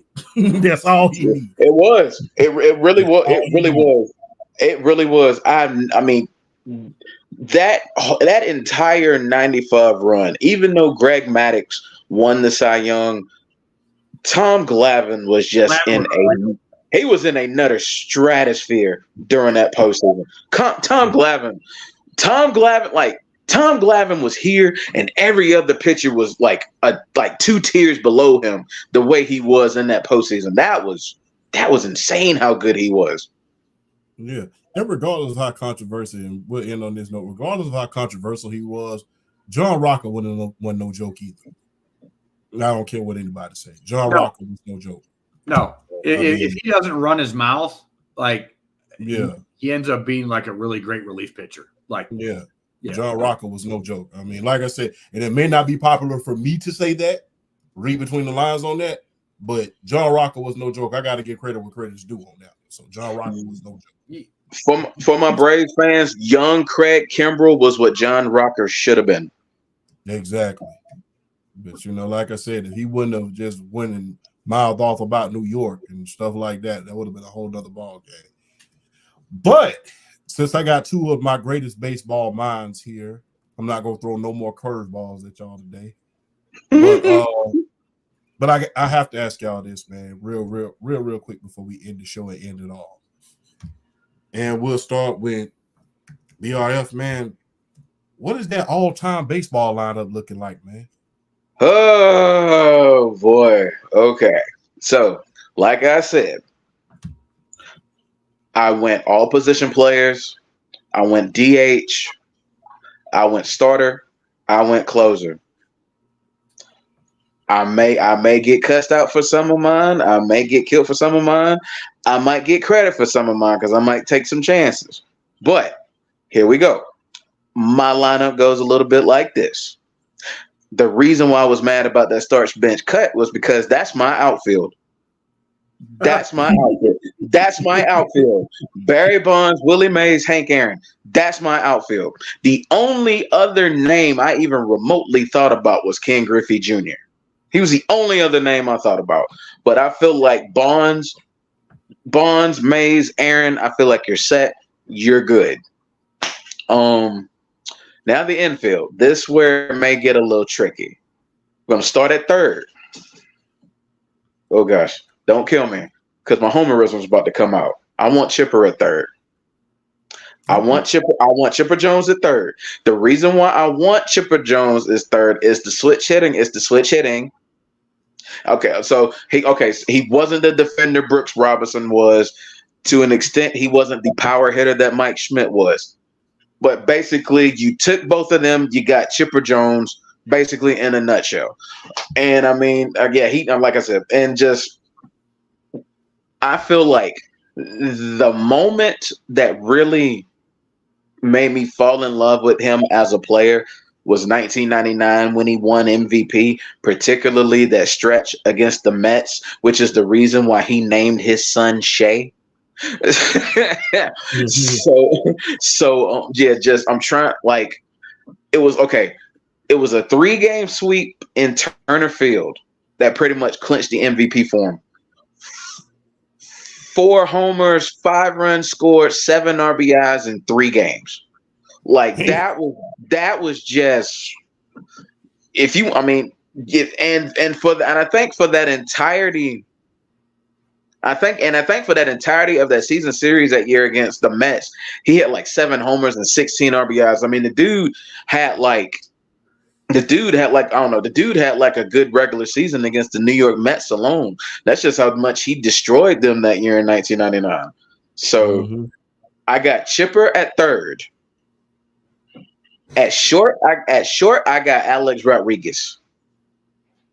I have Alex Rodriguez at short because I feel like he's the best combination I've ever seen at short, offensively, defensively.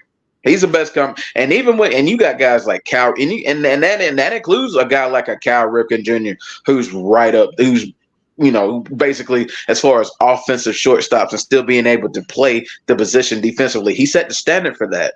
But for me, at short is Alex Rodriguez. I didn't realize he was that close to 700. He had 696 home runs. I didn't realize he was that close to 700. And then all the Gold Gloves, and then that 2009 with the Yankees where he finally had his breakout postseason performance where he just for a good stretch during that postseason, he was the offense. Like I'd never seen Alex Rodriguez that clutch in my life, and I loved every second of it. So Alex Rodriguez is my shortstop. My second baseman, I had to do a little research. I had to do a little digging for this. But looking at his numbers and looking at how he played way back then in like 20s and 30s, I'm taking it back. This is going to be an old player. I got Rogers Hornsby at second. I have Rogers Hornsby at second because I feel like he still to this day, in my opinion, is the greatest offensive. And for me, it's about all-around play for me. Offensively, defensively at second baseman, few, if not any, compared to Rogers Hornsby. And yes, he played in a high-scoring era at the time. Those those early 20s, 30s, or whatever, definitely high scoring. But the fact that he's a second baseman and the dude hit 400 3 times in a regular season, including one year where he hit 424, and still cranking out 300, and he's cranking out 368 home runs from the second baseman position. I mean, I think his career batting average all time, his career batting average is like 353. So like, for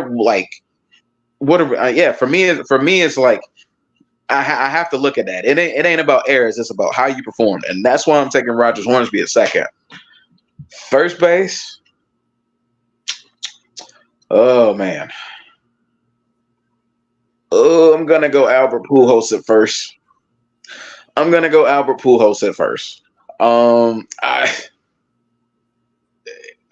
Flash, I'm telling you right now, there will be no mention of Babe Ruth in my lineup because he's not my designated hitter. But I'm gonna keep it pushing. But yeah, Albert Pujols for me, I think in terms of just a 10-year stretch. All right, okay. I'll put it to you like this.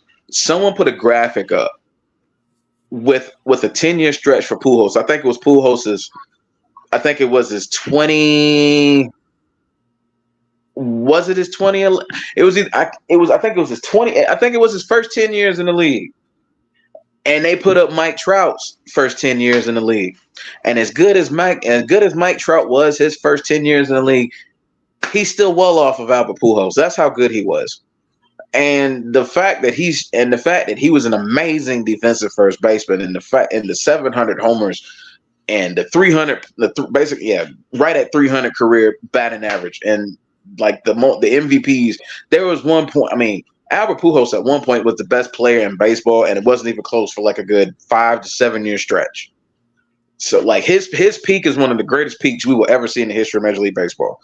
So I got Albert at my first. I got Albert Pujols at first. Catcher was hard because you got Yogi, you got Piazza, you got Johnny Bench, you got Pudge Rodriguez. I ultimately settled on Yogi because of the accolades, the offense, just everything about Yogi. So I settled on him. Like from a defensive standpoint, I almost went Pudge, but I feel like Yogi is Yogi for me because he was still a really good defensive catcher. He was great with his pitchers, and the fact that he was still bringing offense to the table. I got Yogi as my catcher. I got David Ortiz as my DH. You got to look. David Ortiz is one of like 5 players in a bat with my life on the line. I want him up. He's one of 5 players that I've loved. In that bat with the game on the line, I want David Ortiz and just.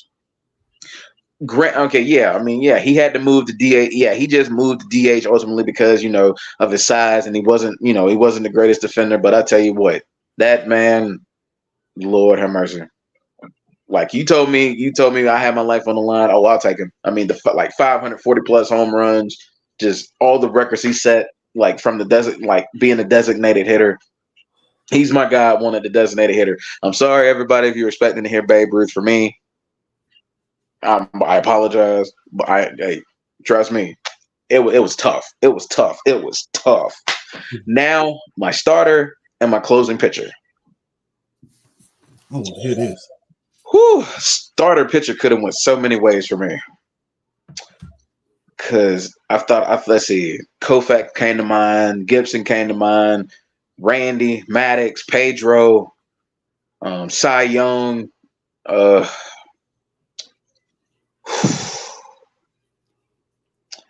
Lord have mercy.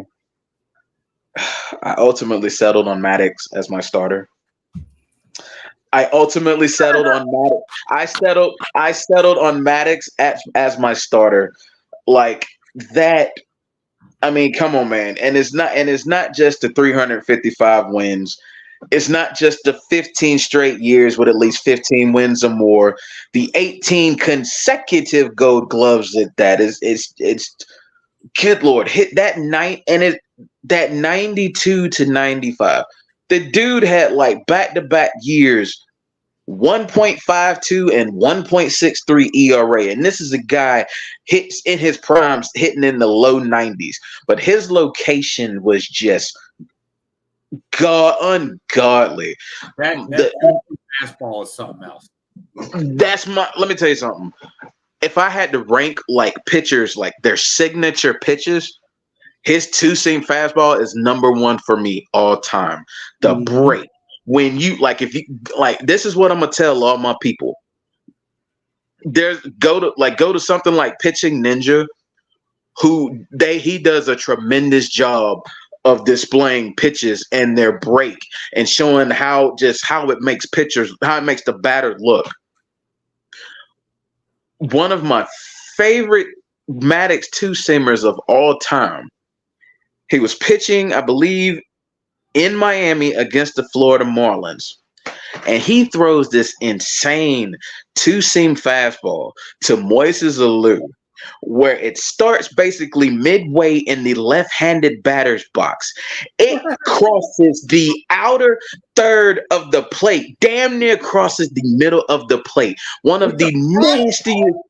It's a fastball, one of the nastiest things I have ever seen in my life. And we talk about his two-seamer. The dude, his slider was sick, his sinker was sick, his changeup was sick, his changeup was insane. Just there was nothing the man could not throw. And people talk about, well, Greg Maddux didn't necessarily translate as well in the postseason. I'm like, you know what? I get that. But at the end of the day, as far as his consistency, I don't mind having a Greg Maddux out there in an all-time lineup, because one thing's for certain: there's a chance the dude can go 9 innings under 100 pitches. The dude literally has a term named after him. It's called getting Maddux. When you throw a 9-inning complete game under 100 pitches, it's called you got Maddoxed. That's all you need to know how good Greg Maddux is. I also want to add the fact that he was no slouch at the plate either. Amazing hitting pitcher. Yes, he was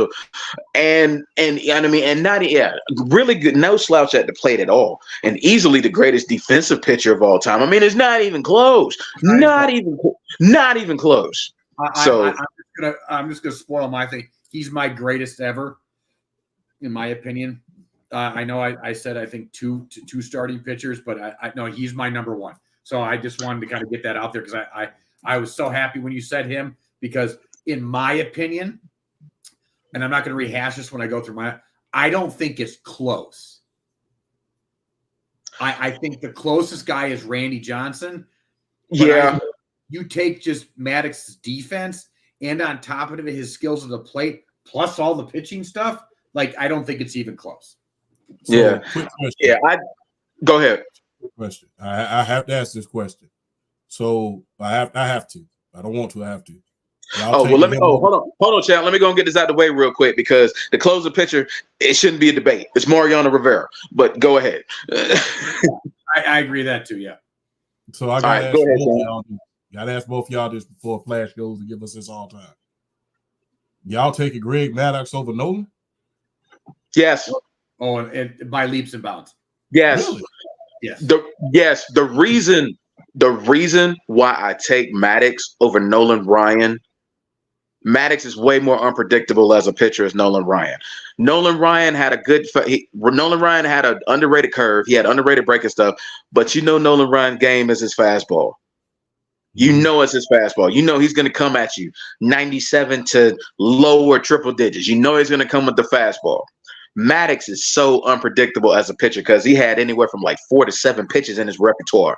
He's way more unpredictable, way better at hitting the corners. His IQ is just ridiculous. Being able to read. Yeah, go ahead, Fly.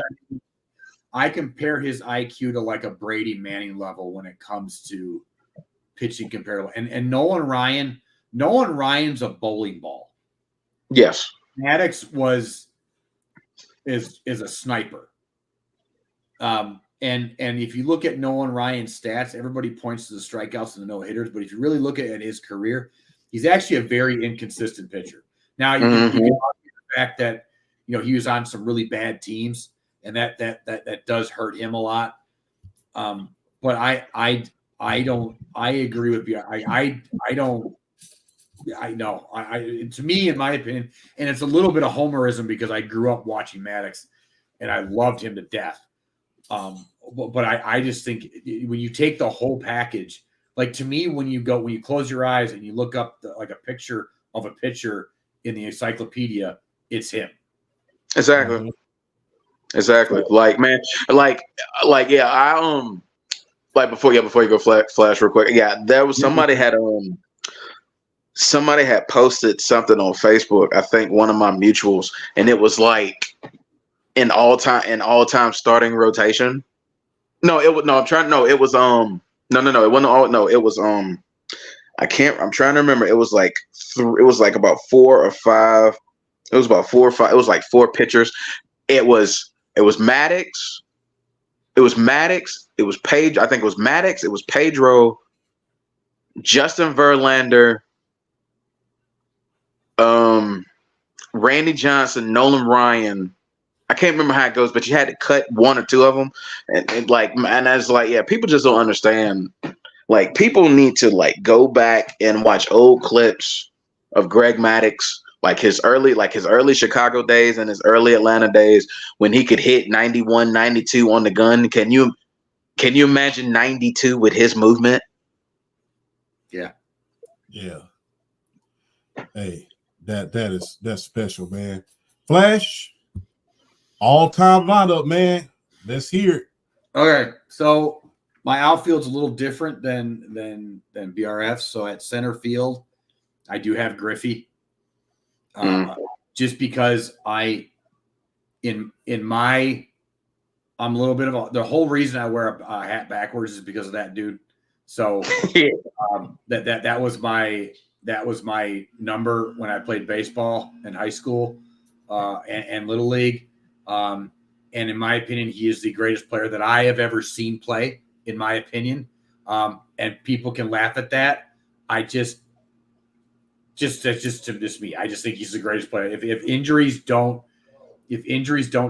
plague the second half of his career in Cincinnati, he goes down as the greatest player of all time, because I think he's the one that breaks Hank Aaron's record, and how dynamic of a fielder he was. And I'm telling you something that's not mentioned especially in his early days in Seattle. Is his base running ability was amazing as well. So he's my center fielder. A little bit of homerism, or not. I don't know. That's not homerism, but bias with that. Bonds is my left fielder. Steroids aside, arguably the greatest left fielder even before he went on steroids. So not just defense, but again with steroids, the way that even with steroids, you make the argument. You watch him command the plate as a hitter. I don't think even Pujols in the modern era nobody struck fear in pitchers like Bonds. Bond was almost like a superhuman, like he was an X-Men. Like he shouldn't have those kind of abilities and that kind of eye to like just go watch him like walk when a pitcher was actually trying to pitch to him, and how he it just was insane the way he was able to command that plate. Mm-hmm. And then we were just talking about how we all agree on the greatest pitcher of all time in Greg Maddux. And my right fielder is the guy that smoked him during his career. And that's Tony Gwynn. Tony Gwynn. Ooh. Is my right fielder. Tony Gwynn against Greg Maddux went 415, 476, and 521 against the greatest pitcher of all time.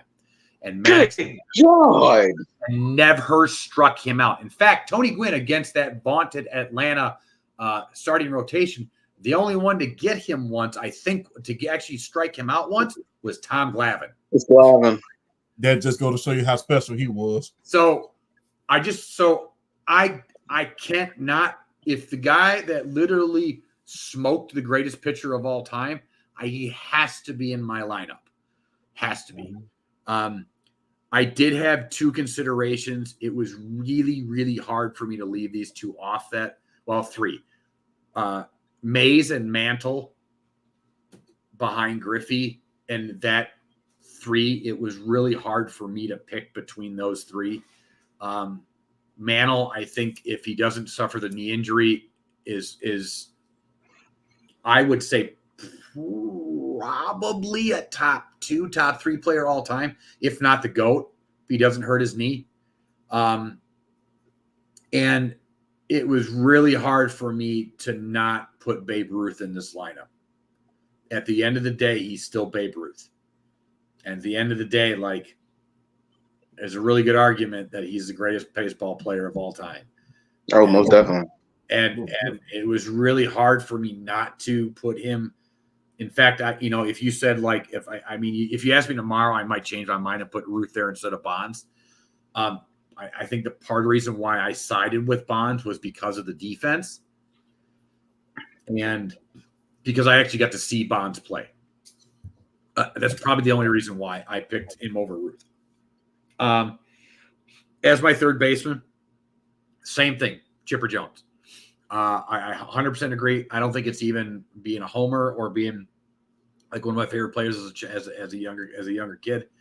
But the switch hitting ability, the defense, the fact that he was with the same franchise his whole career. He lived and died in Atlanta. He is like, when you think of the Atlanta Braves, in my opinion, it is Chipper Jones. Like, he is that guy. Was he as great? No, you're right. Did he have the power of Mike Schmidt or the defense of other guys? No.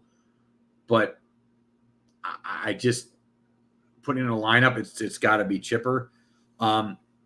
Shortstop. I know you went with A-Rod, and that's the I get it. But I have to go with the Wizard, Ozzie Smith.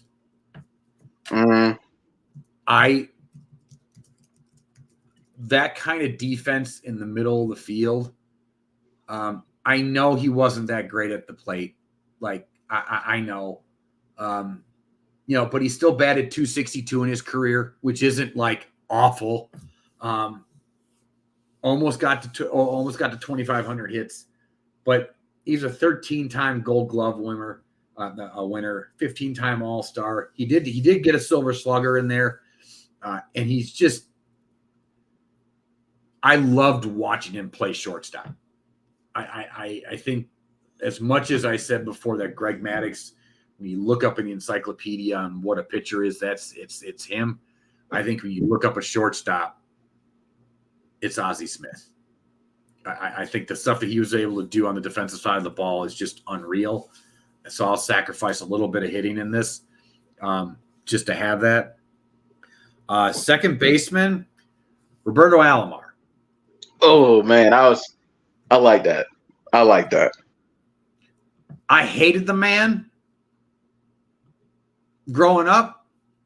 Couldn't stand him. Couldn't stand him on the Blue Jays because he broke my heart a couple times. When it came to the Atlanta Braves. But over 2,700 hits, he averaged 300 over his career. He's a 12-time All-Star, two-time World Series champion. He was an ALS MVP. An ALCS MVP, 10-time Golden Glove winner, 4-time Silver Slugger award. I had a couple guys in mind, like Ryan Sandberg was in there. You picked Roger Hornsby, right? Yes, I did. And that was another guy that I was like, oh man, how can I leave him off of it? But Roberto Alomar was just and on top of another switch hitter, so just adds to the lineup. I went with Pudge at catcher. I really wanted to go Yogi. Same reasons you said. It was because of the accolades. I think he was a 3-time MVP. Right. Yogi. So it was really, and I probably should get some flack for choosing Pudge. But Pudge was so good defensively. And I value a lot of defense when it comes to baseball. And so it's my thing. That's probably another reason why I went with Pudge. And it's not like Pudge was terrible at the plate. Like, Pudge was a great hitter. So it's not. No. I mean, the dude's a former. I mean, the dude won an AL MVP. I mean, no, he's definitely not a slouch at the plate. No, not at all. We went over Maddux. We gushed over him for, a good 10 minutes. So I'm not going to rehash all that. I did want to kind of circle back a little bit. The guy that I wanted to kind of maybe put instead of Chipper was possibly Eddie Matthews. That's another little bit of a kid. I grew up with my grandparents, and part of the reason why I was a Braves fan when I was little is they talked about the Milwaukee Braves all the time, and Eddie Matthews and Hank Aaron and Warren Spahn. So like that was a little bit, and shortstop Ernie Banks was like my really close second to Ozzie. That's who I kind of wanted to put there. And then I didn't mention first base. I totally forgot to mention first base. My first baseman is Pujols. It's almost impossible not to put him there. he's arguably, besides Tony Gwynn, and like he's basically almost as good as Tony Gwynn at the plate with power. Right. So it's like I debated Frank Thomas, and my close second is Gehrig. But it has to be Pujols, in my opinion. The closer, it's Rivera. Although I had my roommate actually make a great point for Trevor Hoffman. No, Trevor Hoffman would not have been a crazy pick. He makes a great point. He said that Mariano Rivera had the moments because he won a lot in New York, but Hoffman was just a more consistent closer. Mm-hmm. So it was I almost went with Hoffman. One of the greatest changes I've ever seen. Yes. Yeah, it is. It's real hard. It was real hard for me to not go with Hoffman and agree with my roommate, but I gave the slight edge to Rivera because of the winning. And his cutter is one of the greatest pitches of all time. Mm-hmm. My DH, I wanted to go with David Ortiz. In fact, I probably think he should be, but I went total homer with this, and I went with Paul Molitor.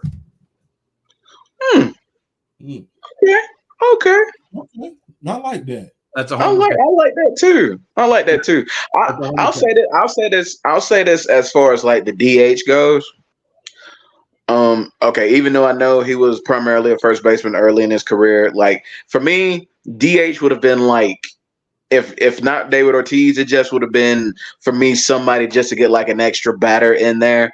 So I mean, if you want to talk about natural DH, I thought about Edgar. I mean, how do you not think about Edgar?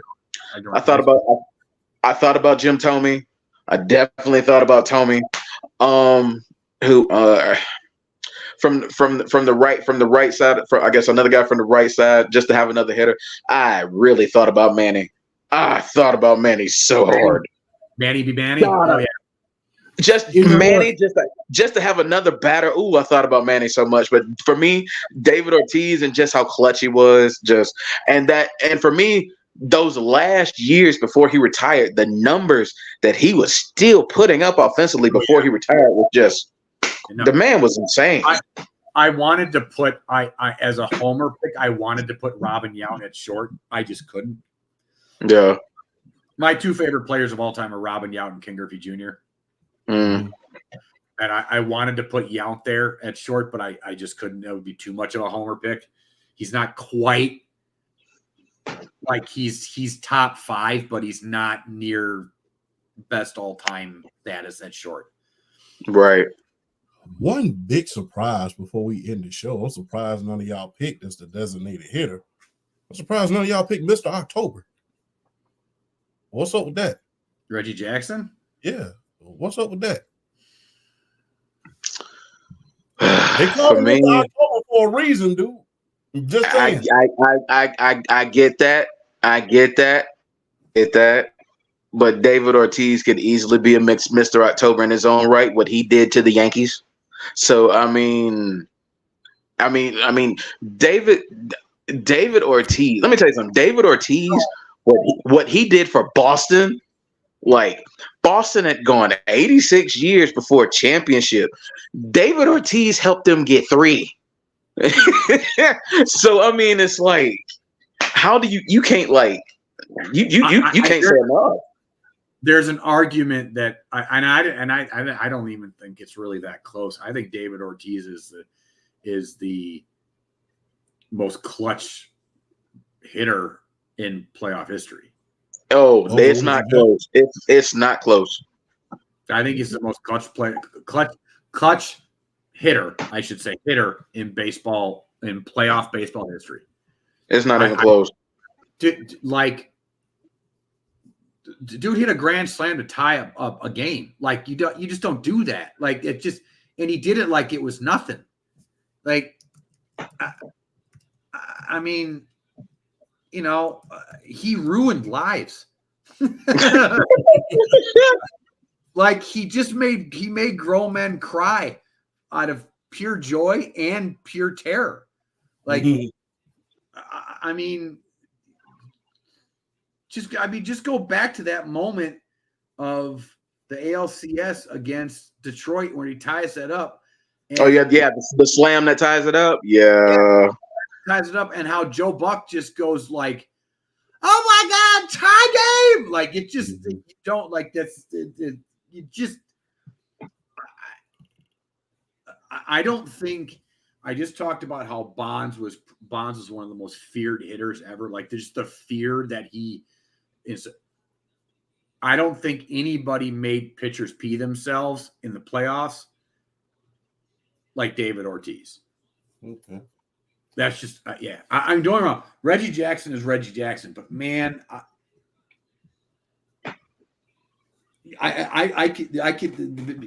could make a really good argument that he should take the mantle of Mr. October away from Reggie Jackson. You can make a really good argument for that. You can make a real good argument for that. Yeah, I am sure as hell clipping that. Well, I mean, see, because so here's the thing, though. The reason really why Reggie Jackson got that name was, I think it was the one playoff game. It was like 3 homers, 3 at bats. Yeah. So I mean, that's why he got that name. That's why he got that mantle. And don't get me wrong, it's earned. But let me tell you something. David Ortiz, if you go back to that 04 ALCS, they're down 3-0. Walks it off in game 1, walks it off in game 4, walks it off in game 5, and then is just constantly having good at bats, whether it's a hit or an RBI here or taking a walk or just constantly like man, let me tell you something. You don't think the New York Yankees was sick of that man after that ALCS? New York Yankees were sick of that man after the ALCS. They couldn't get him out.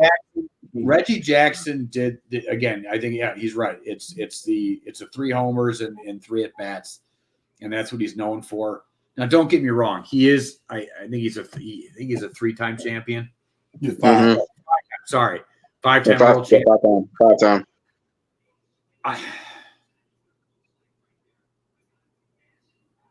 I'd have to go back and look at stats, but I look at it this way: like David Ortiz did it for almost a decade straight, where it's just like making people miserable in the playoffs.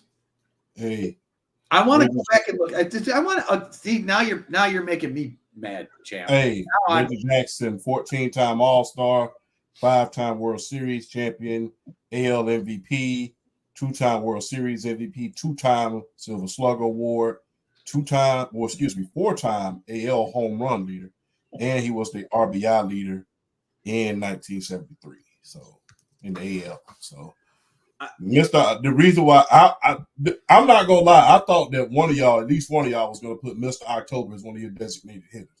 So I was but I can make a really, just for a designated hitter, I can make a really good argument for Frank Thomas instead of Reggie Jackson.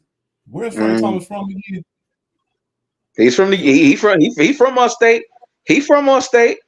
He's from Columbus. He's from Columbus.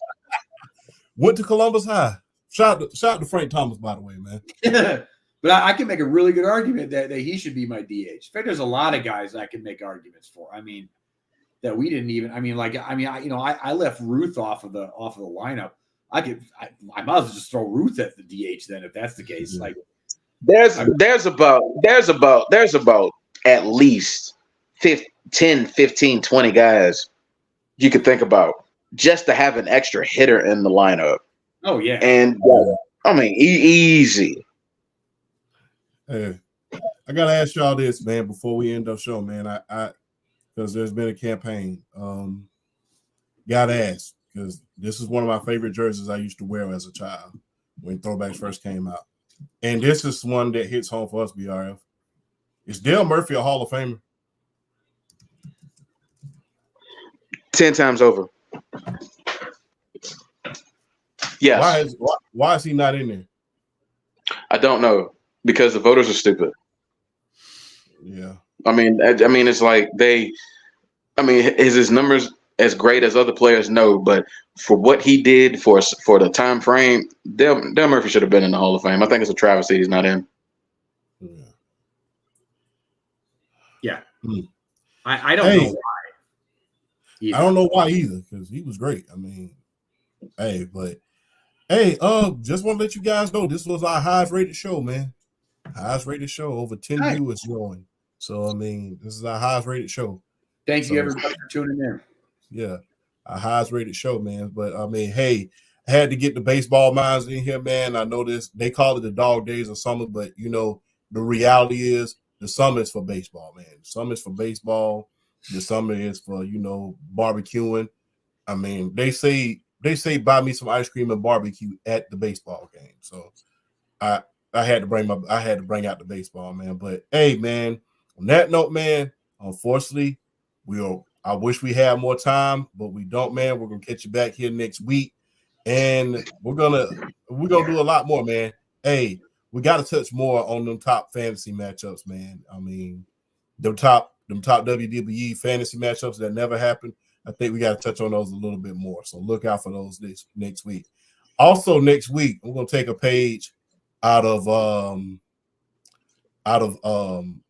my main man Sports PSP book. Except I'm gonna go rock and roll. Who y'all taking? Rush or AC/DC?